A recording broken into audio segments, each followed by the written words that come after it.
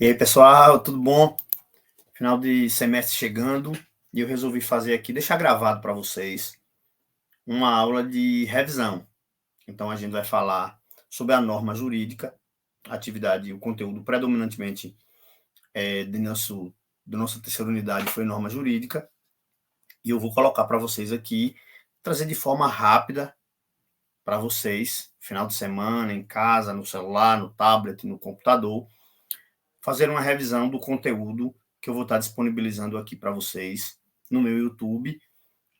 O vídeo não está legal, porque a imagem, a câmera é do próprio notebook, mas o importante vai ser os slides que eu vou projetar aqui para vocês, que na verdade já estão projetados aqui para vocês, e trazer o conteúdo para vocês, né?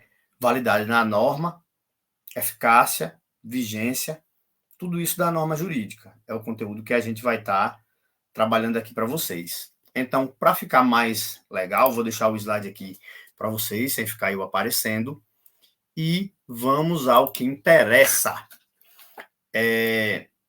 Validade da norma jurídica. Então, vamos fazer aqui uma breve introdução sobre validade, né? Fazer uma definição. O que é validade da norma jurídica? Validade é conformidade da norma jurídica com os procedimentos e requisitos legais, ou seja, a norma está conforme com os procedimentos que a lei exige. A gente vai aprender mais à frente, mas eu já falei também em sala, que a norma, para ela servir, ela precisa passar por certos trâmites, quórum mínimo, ser a pessoa certa, tem norma que só o presidente da República pode começar, mas a gente vai aprender isso mais à frente no curso. Então, é a validade formal e a validade material. O conteúdo da norma tem que ser legítimo e a forma como a norma for produzida também tem que ser legítima. A validade formal. A validade formal, nós temos os requisitos: elaboração por órgão competente, que é o que eu acabei de dizer, competência ratione da matéria, que é competência em razão da matéria, e obediência aos processos exigidos por lei. Ou seja, para que uma lei seja válida, uma norma seja válida, é preciso que ela obedeça os trâmites preconizados por lei. E aí eu estou trazendo como referência Maria Helena Diniz, que é uma autora que vocês vão ouvir falar muito ao longo dos estudos de direito, e Hans Kelsen, que é um autor que vocês já conhecem bastante, porque a partir do primeiro semestre a gente já começa a trabalhar com Hans Kelsen, e na turma do primeiro semestre a gente já trabalhou bastante isso, não foi? Validade material da norma. Então, tem a validade formal. Validade formal é o quê? A forma como a norma é produzida. Ou seja, forma. Seguiu os trâmites, seguiu a lei, seguiu o quórum mínimo. É uma lei complementar. A lei complementar tem que ser maioria absoluta. É uma emenda constitucional. Tem que passar por 2 casas, 2 turnos e 3/5 dos votos. Então, assim, é um procedimento específico. Compatibilidade do conteúdo da norma com as normas hierarquicamente superior. Lembra aí, norma hierarquicamente superior. Uma norma encontra seu fundamento de validade na norma hierarquicamente superior. Isso lembra quem? Quem estiver vendo o vídeo e tiver sido bom aluno e aplicado nas aulas, isso lembra Hans Kelsen. Exatamente, Hans Kelsen. Por exemplo, conformidade da norma com a Constituição Federal e normas infraconstitucionais. Então, a norma ela precisa estar, há uma lei ser produzida, há uma norma ser produzida, ela precisa estar em conformidade com a lei que está acima dela e com a Constituição Federal. Vigência. Vigência é o período em que a norma ela produz efeitos após a publicação. Aí a gente vai diferenciar vigência de validade. Por favor, dê uma estudadinha legal nisso, diferenciar vigência de validade. Eu confundia isso, qualquer pessoa que começa nos estudos de direito confunde isso, mas é importante a gente saber diferenciar vigência de validade. O que é vigência? É o período no qual a norma jurídica ela produz efeitos após sua publicação. Por exemplo, a norma foi publicada e ela passa a produzir efeito. Isso é que vai ser a vigência. Está lá no artigo 1º da LINDB, que é a Lei de Introdução às Normas do Direito Brasileiro. Comentei bastante isso em sala de aula. O início da vigência. O ponto de partida é a publicação oficial da norma. Quando eu falo em vigência, quando eu publico a norma. E nós temos também um nomezinho, um termozinho chamado vacatio legis, que é vacância da lei, que é o período entre a publicação e a vigência, ou seja, publicou-se a lei, mas a lei ainda não está sendo válida. Isso é o que a gente chama de vacatio legis. É um termo também muito importante para quem estuda direito. Vou até trazer aqui a tela para mim, deixar dividido comigo e com parte do conteúdo aí. É muito importante vocês saberem diferenciar a vigência de validade e saber o que é uma vacatio legis, porque muitas vezes a prova da OAB, a prova do concurso, ou até a gente mesmo em prova, eu não vou trazer traduções, vai se trazer vacatio legis o termo, vai se diferenciar a vigência de validade, e é importante que vocês estejam concatenados, ou seja, a par da situação, entendeu? Voltando aqui só para o slide, porque vocês não vieram aqui para ver minha cara, a partir daqui a gente começa a falar de diferença entre validade e vigência, que é o que eu acabei de dizer aí para vocês. A validade é a condição de estar integrada ao ordenamento jurídico. A vigência é a aptidão para produzir efeitos. Então, validade, publicou a norma, ela já é válida. Ou seja, dei o exemplo já até em sala, a lei de licitações, a lei 14.133 de 2021. Ela foi publicada em 1º de abril de 2021, só que ela só passou a ter validade em 1º de abril de 2022, um ano depois. Esse período que a lei de 2021 a 2022, a lei era válida? Era. Ela era vigente? Não, porque ela ainda estava em vacatio legis. Entendeu porque é importante conhecer esses três termos, validade, vigência e vacatio legis? Validade é quando a lei é publicada. Vigência é quando ela passa a produzir efeito. E aí, como eu coloquei aí como no exemplo, a norma ela pode ser válida, mas não ser vigente. Eficácia. Então, a definição de eficácia é a capacidade da norma produzir efeitos.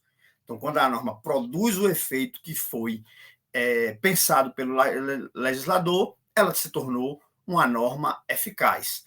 Eficácia técnica e eficácia social. Eu não vou aqui falar de eficácia técnica e eficácia social, que é um assunto que a gente aprofunda nos semestres seguintes. Então, já vai a dica, eu não vou cobrar eficácia técnica e eficácia social na prova. Portanto, eu vou pular.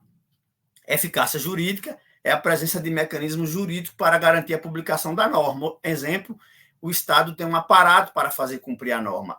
Eficácia social é quando a sociedade, por si só, cumpre a norma, e a eficácia jurídica é quando há o meio coercitivo para fazer cumprir. Mas, como eu falei, eu não vou adentrar nesse aspecto especificamente. Como eu coloquei, produção concreta do resultado da norma, motivos, impossibilidade material ou desobediência. Aí as normas, aí a gente lembra novamente de Hans Kelsen, vou até voltar aqui para mim novamente, a gente lembra novamente aqui de Kelsen, e aí está, como vocês podem muito bem ver aqui, ao lado, a hierarquia das normas. As normas elas estão classificadas, nós temos hierarquia, obediência, sanção, natureza das disposições, aplicação, sistematização, origem do poder, no poder público. Isso é a norma. Então, a norma ela tem uma hierarquia, ela é obrigatória, ela pode impor sanção. Quem não cumpre uma norma pode receber uma sanção. Ela tem uma natureza das disposições, ela tem uma aplicabilidade, ela é sistemática e ela tem uma origem no poder político, ou seja, só quem produz lei é o Estado, é o Congresso Nacional, é a Câmara dos Deputados, é a Assembleia Legislativa e a Câmara de Vereadores. Ok? Vamos só ir para o slide novamente, fica melhor para vocês anotarem. E, nesse sentido, a gente parte aqui para falar um pouquinho mais especificamente sobre a hierarquia da norma, né? Há um debate doutrinário, hierarquia entre leis complementares e leis ordinárias, e o STF já disse que não existe hierarquia entre lei. Entender o que é uma lei ordinária, o que é uma lei complementar, o que é uma emenda constitucional e qual o trâmite para cada uma delas, é um assunto que a gente vai ver nos semestres seguintes no curso de Direito. Tenho certeza que vocês vão estar bem organizados mentalmente para compreender esses processos. A norma ela tem obrigatoriedade, ou seja, ou seja, imperativa, que são positivamente proibitivas, e nós temos as dispositivas, que são permissivas. Então, imperativa é uma lei que traz um mando, um império, mandar, imperador que manda. Já a dispositiva que permite, olha, há uma lei permitindo fazer uma licitação, permitindo abrir um comércio, elas são permitivas. Imperativa quando diz, faça isso, tem que fazer. Essa é a diferença. As normas, elas trazem categorias, eu não vou botar isso também em prova, mas é bom que vocês saibam, perfeitas, imperfeitas, mais que perfeitas e menos que perfeitas. Eu comentei isso em sala, mas é um assunto a ser aprofundado em direito civil, a ser aprofundado em direito constitucional, mas eu expliquei isso em sala. A norma perfeita, ela traz uma nulidade automática para quem a descumpre. Imperfeita, não tem sanção específica para quem descumpre. A mais que perfeita, ela traz uma nulidade e uma pena. Por isso que ela é mais que perfeita, porque ela anula o ato e ela aplica uma pena em quem cumpriu aquele ato ilegal ou equivocado. Menos que perfeita, penalidade, mas não tem anulidade. Penaliza, mas não anula o ato. Isso vocês verão também com mais tranquilidade à frente. E aí a gente vê validade e vigência. A validade, a vigência, a eficácia são conceitos fundamentais para a norma jurídica. Por isso que a gente está discutindo isso aqui. Por isso que nós estamos aqui falando de validade, vigência e eficácia. Vou até trazer para mim todo aqui, para eu todo aqui.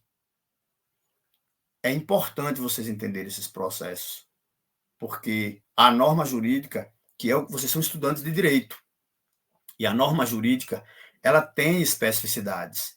Então, é importante que vocês conheçam essas especificidades, como está aí, para que a gente veja como está aqui no resumo.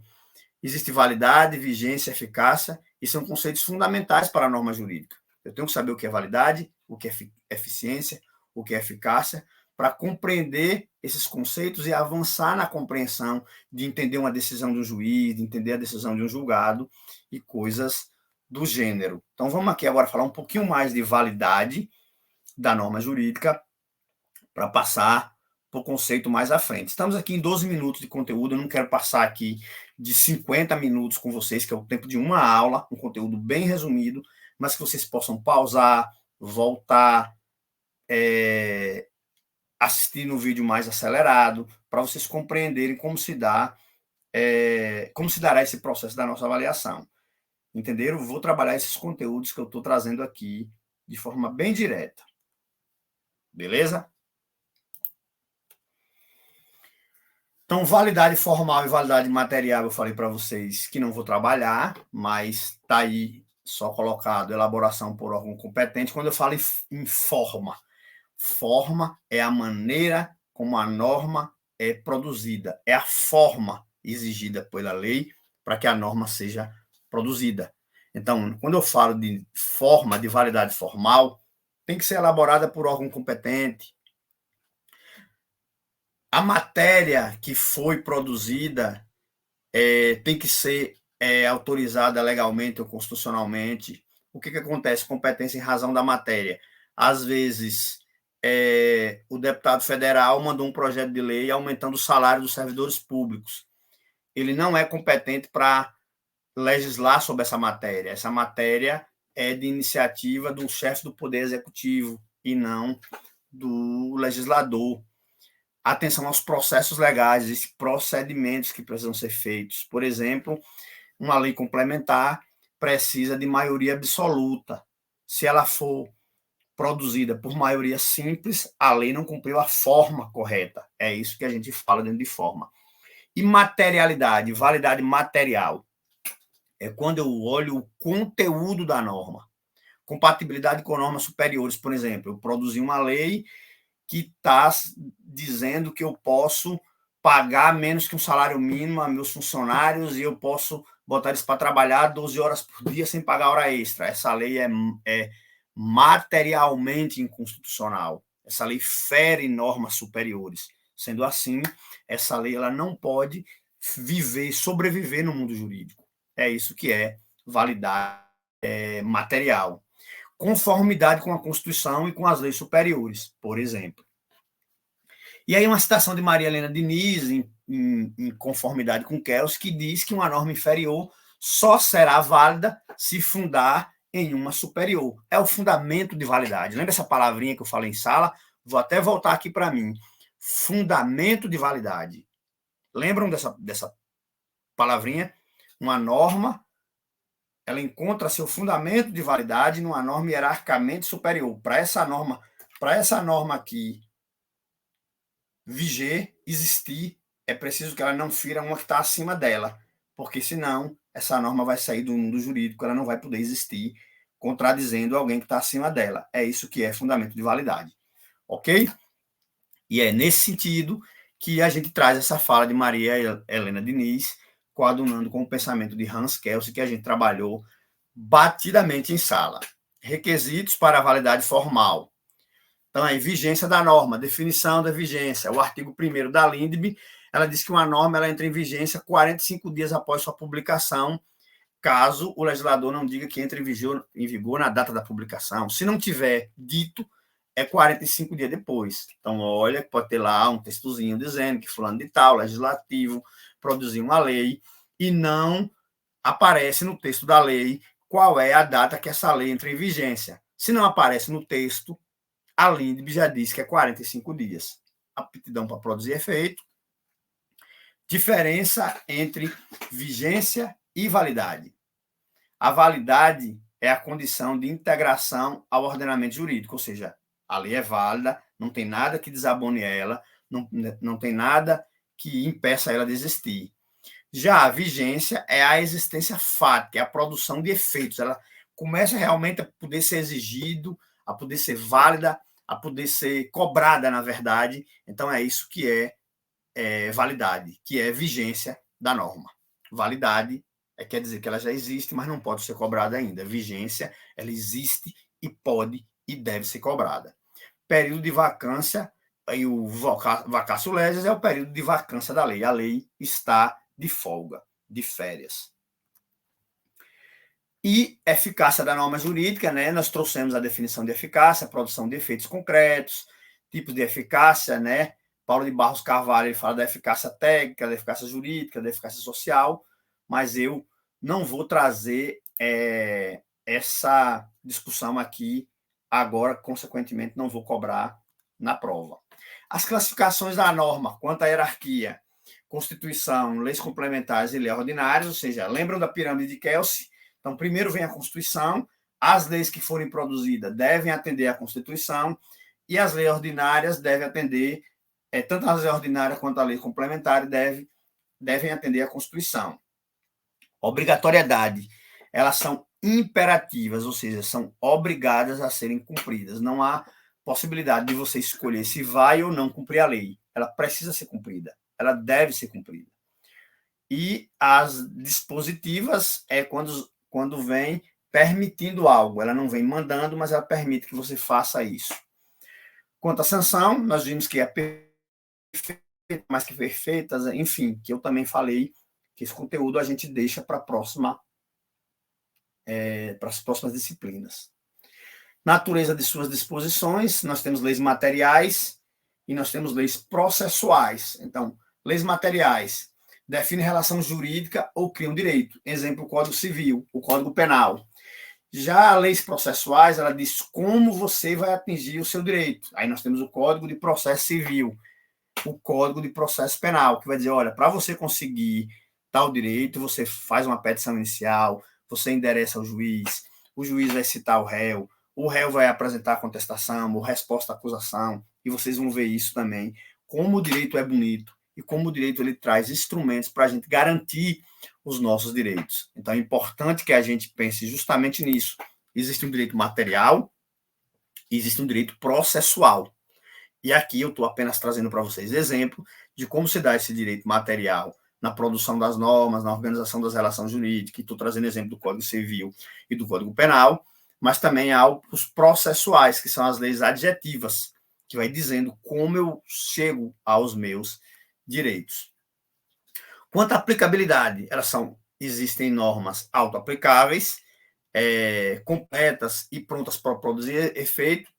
Aí, o artigo 7º da Constituição, o artigo 7º da Constituição, derrubei algo aqui, eu não vou estar com a Constituição aqui do lado, mas o artigo 7º da Constituição, ele traz definição, disposições que são importantes a gente vou até escrever aqui para vocês terem uma ideia. O artigo 7º da Constituição, ele traz algumas definições. Artigo 7º da Constituição de 88. Só a título de exemplo, são direitos dos trabalhadores urbanos e rurais, além de outros que que visem a melhoria de sua condição de vida social, relação de emprego, seguro-desemprego. Ou seja, a Constituição trouxe essas normas e elas são aplicáveis de forma imediata. Ela não está dizendo que dependerá de outra lei. Você vai na Constituição e vê o sujeito, o ser humano, são direitos dos trabalhadores, relação de emprego, fundo de garantia, piso salarial. Então, isso são normas constitucionais que são aplicadas de forma imediata, pode ser exigido de forma imediata. Entenderam? Então, aí traz o artigo 7º. Já no artigo 7º, no inciso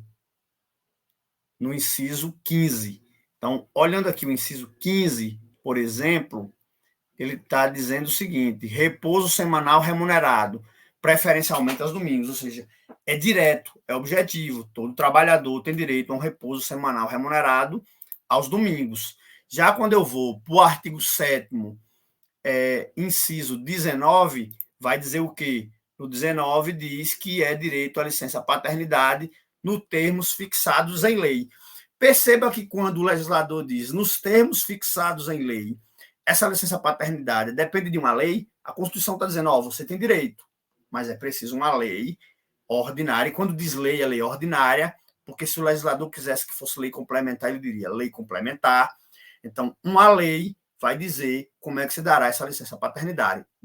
Entenderam a diferença? A legislação, o dispositivo do 7º, 15, já dá exigência direta. Eu posso lá e exigir o descanso semanal remunerado, preferencialmente aos domingos, mas o artigo 7º, no inciso 19, já me traz uma limitação, porque eu tenho direito à licença paternidade, mas uma lei é que vai dizer como é que vai se dar essa licença. Entenderam? Bora para frente. Quanto à sistematização, leis avulsas ou expressas, leis codificadas, leis consolidadas. Avulsa, leis sobre direito ambiental. Tem um código ambiental, tem uma lei. Nós temos o Código Ambiental, mas tem leis de outras áreas, por exemplo, que não tem um código específico. Aí nós temos o Código Civil, o Código Penal. Então são leis tudo em um único documento. E existem leis esparsas, avulsas.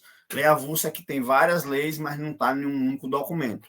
A codificada, que, como eu acabei de dizer, está em um único documento. E consolidação pega várias leis que eram esparsas e se junta e consolida, coloca em um único documento, que aí é o exemplo da CLT. Então, quando eu pego vários documentos e organizo em um único documento, eu estou consolidando esse documento, eu estou trazendo uma materialidade mais concreta para o público em geral. Beleza? Aplicação das leis do tempo e no espaço. Gente, esse conteúdo aqui, eu vou até voltar para mim aqui, esse conteúdo é muito importante. Entender quando é que eu aplico a lei no tempo e no espaço. Para agora, primeiro semestre, vocês estão com uma parte introdutória, mas é importante que vocês conheçam com mais profundidade. Então, nós vamos ter conflitos de lei no tempo, que aí tem o princípio da irretroatividade. Em geral, a lei não retroage. Em penal, vocês vão entender que se for para beneficiar o réu, ela retroage.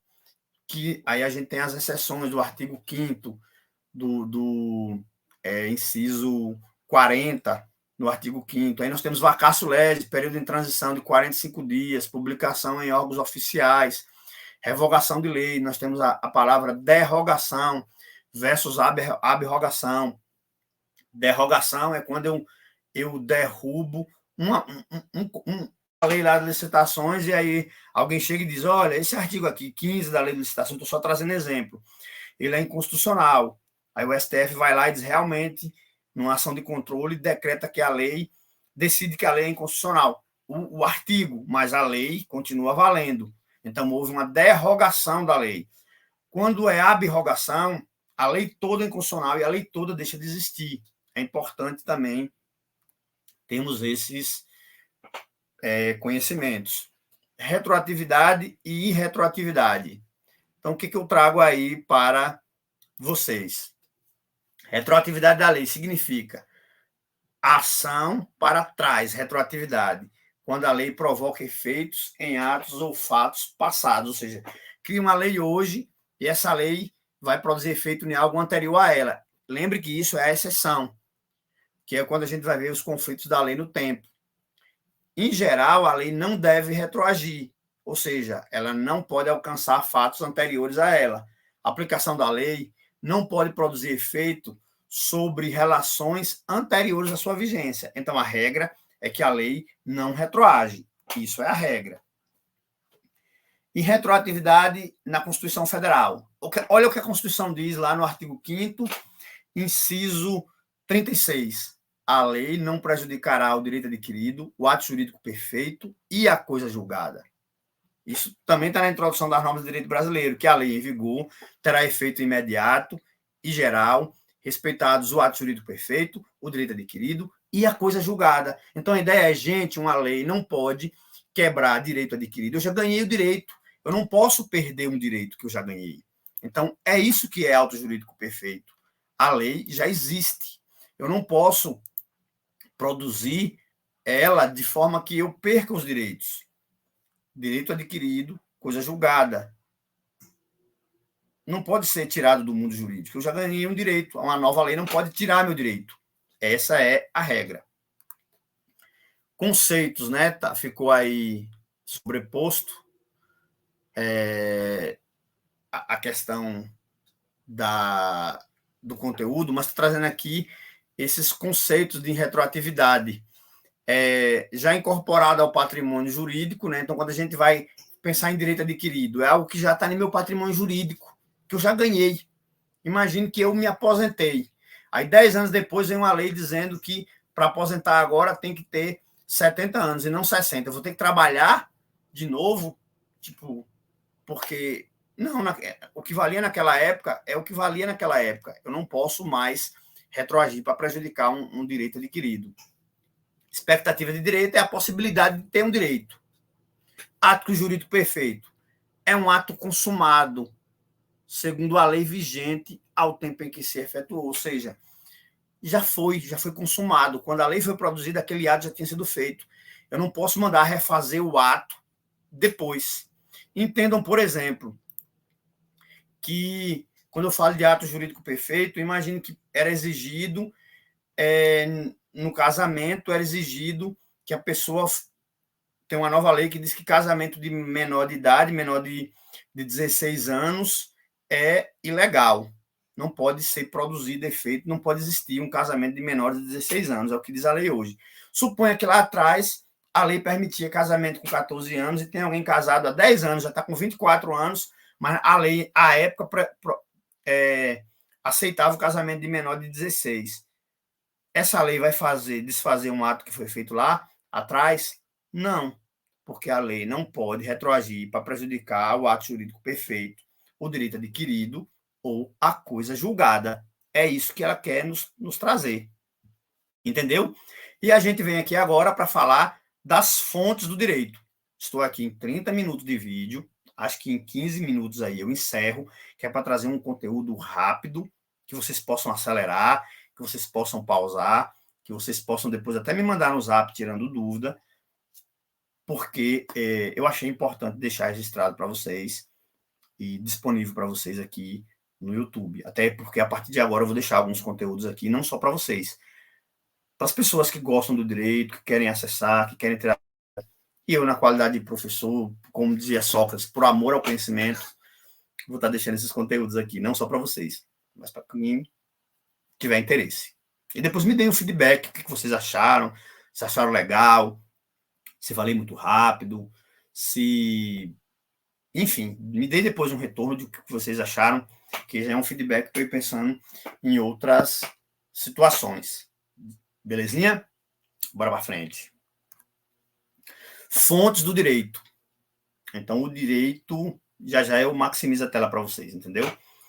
O direito, ele, quando eu falo em fontes está relacionada à origem, a nascimento. Então, quando eu falo em fonte de direito, é a origem e produção das normas jurídicas. Derivam de leis escritas, usos, costumes, decisões dos tribunais. Então, quando eu pego uma decisão do tribunal e digo, ó, juiz, eu estou trazendo aqui para o senhor uma coisa que aconteceu com o meu cliente e o STF já decidiu assim, assim. Eu estou trazendo para ele uma fonte. Quando eu digo, olha, excelência, a lei tal diz isso. Eu estou trazendo para ele uma fonte. Excelência é um costume do lugar que se faça isso desse jeito. Meu cliente apenas seguiu o costume. Também eu estou trazendo fonte. E vocês vão usar muito na argumentação escrita no curso de direito. Direito é oral, direito é fala, direito é escrita, direito é comunicação. Entendeu? Conceito de fonte, ponto de transição, do invisível ao visível, surgimento, nascedouro, essas coisas aí, né? Vou aqui maximizar, tá engolindo aqui uma partezinha, fontes materiais. Então, a gente tem classificação das fontes do direito. Classificação das fontes do direito, nós temos as formais, primárias, secundárias, e nós temos as fontes materiais. As fontes, que eu vou falar daqui a pouco, sobre as fontes materiais. As fontes primárias são normas aceitas como lei pela sociedade.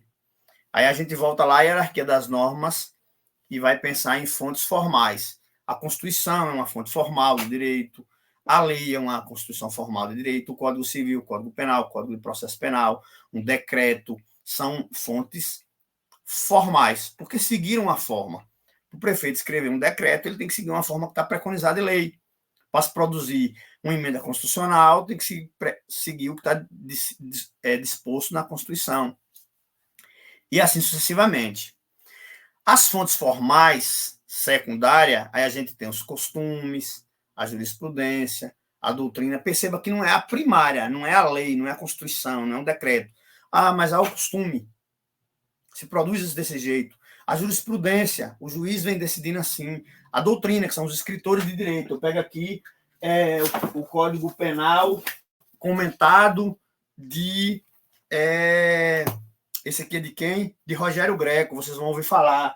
Mas tem também Sanches, tem também outros e outros aí da área penal, que depois vocês vão estar. Estou aqui com um mais antigo também, de Sanches, que é direito penal. Enfim, só a título de exemplo para vocês. E são normas, são doutrinas. O que esses caras aqui escrevem, às vezes é citado por um julgador na decisão, conforme o intelectual Rogério Sanches. Quando isso acontece, está se tendo um pensamento doutrinário interferindo nas decisões judiciais. Então, a doutrina também é uma fonte do direito. Poder negocial, poder normativo, enfim.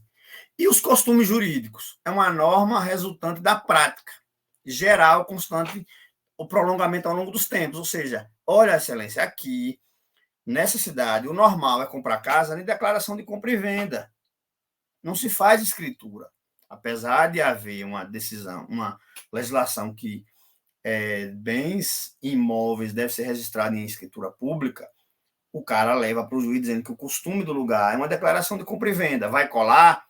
Não sei, mas ele leva falando sobre costumes, por exemplo.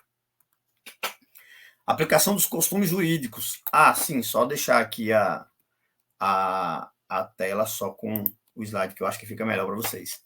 Aplicação dos costumes jurídicos. Direito comercial, por exemplo, compilação de usos e costumes pelas juntas comerciais, direito penal, não utilizado como fonte normativa, o direito internacional, as normas costumeiras têm grande importância. Então, quando vai para o direito internacional, os costumes internacionais têm um poder muito grande. No direito administrativo, é utilizado para suprimir lacunas e deficiência da lei, é o que cortou aí, mas suprimir lacunas e deficiência da lei. Jurisprudência.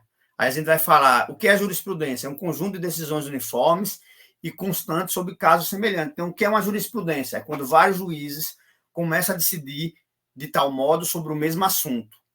Olha, dois homens ou duas mulheres tendo relação estável é equiparada a casamento. Um juiz lá do Rio Grande do Sul decidiu assim. Um juiz de São Paulo decidiu assim. Um juiz do Paraná decidiu assim. Então, quando vários juízes começam a decidir sobre o mesmo assunto, começa a se ter uma jurisprudência. A diferença é de jurisprudência para precedente. Precedente é uma decisão. Olha, tem um precedente. Lá em São Paulo, um juiz decidiu que um casal, quando separa, tem direito à guarda compartilhada de animal. É um precedente. Uma pessoa, um julgador só no país. Quando vários julgadores ou o Tribunal Superior tomou 15 decisões de que o animal doméstico, quando o casal separa, tem direito, o homem ou a mulher tem direito de visita, começou a sair de um precedente e ir para uma jurisprudência. Então, as jurisprudências são decisões mais reiteradas, mais repetidas. De boa? E doutrina, a gente vai falar, né, o conceito conjunto de estudos, conceito, é um conjunto de estudos científicos sobre direito por juristas. É importante fonte de cognição, inspiração para as relações e julgados. Então, o que eu falei aqui para vocês, eu tenho aqui Direito Constitucional, de Paulo Bonavides. Nós vamos falar dele aí mais à frente. Então aqui o curso de Direito Constitucional de Bonavides. Bonavides é um clássico do direito constitucional. Então, às vezes o STF vai tomar uma decisão e vai dizer, conforme cita Paulo Bonavides, isso é um conhecimento doutrinário de um pensador, de um escritor de direito constitucional, interferindo nas decisões do Supremo, do STJ, do STF, dos tribunais superiores ou dos tribunais regionais, enfim. É isso que é doutrina. Poder negocial dos grupos sociais, né? Normas contratuais criadas por particulares. Então, quando vocês vão ver isso em direito civil, o contrato faz leis entre as partes. Se eu compactuei, contratei com alguém fazer o piso da minha casa, eu vou pagar na empreita, como a gente ouve falar, eu vou pagar R$3.000 para ele me entregar tudo pronto, foi um contrato. Ele vai me entregar até tal dia, foi um contrato. Se eu não pagar R$3.000, ele pode entrar na justiça exigindo isso, porque o meu contrato com ele é lei.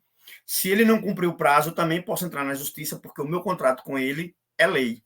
Isso que é poder negocial. A negociação entre os particulares pode ser exigida. Vocês vão ver isso em direito civil.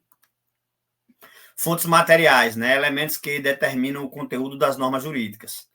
Então, nós temos a realidade social, que são fatores econômicos, culturais, políticos, e nós temos valores, ordem, segurança, paz social, isso são fontes materiais do direito, que é o conteúdo. Por exemplo, aborto. A discussão sobre aborto é uma discussão ainda muito em voga, porque está relacionada à questão de valores sociais, são as questões axiológicas, que nós falamos em sala, e para quem não é meu aluno, que está assistindo isso aqui agora, sempre que se falar em axiologia, está se falando em valores. Agora, por exemplo, o STF, semana passada, nós estamos aqui hoje no dia, eu nem lembro que dia é hoje, acho que é 8 de julho, e semana passada o STF decidiu sobre a descriminalização do porte de maconha em até 40 gramas.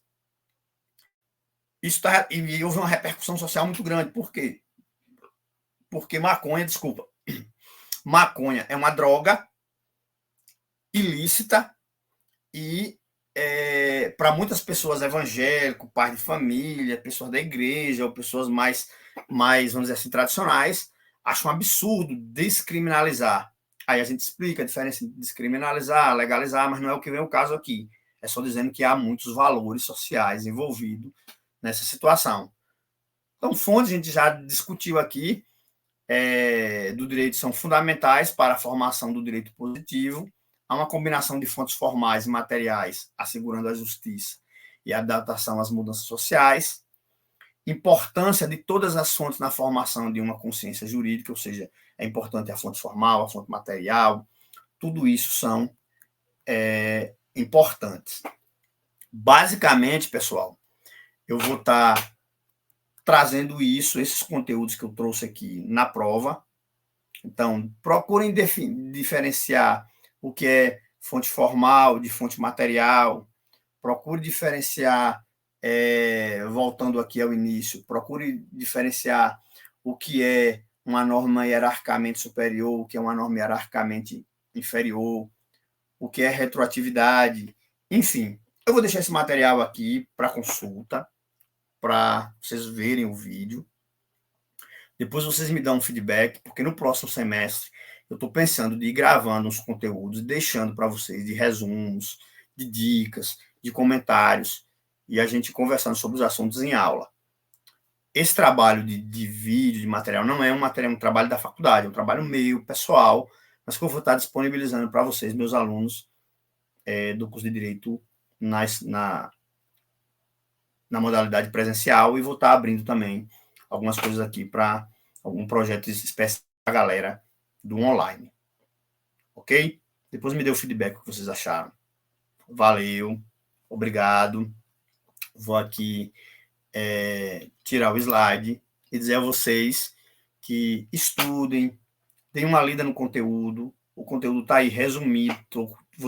Os slides estão no Jacad. O conteúdo, o texto desse conteúdo também está no Jacad. Também disponibilizei nos grupos de WhatsApp.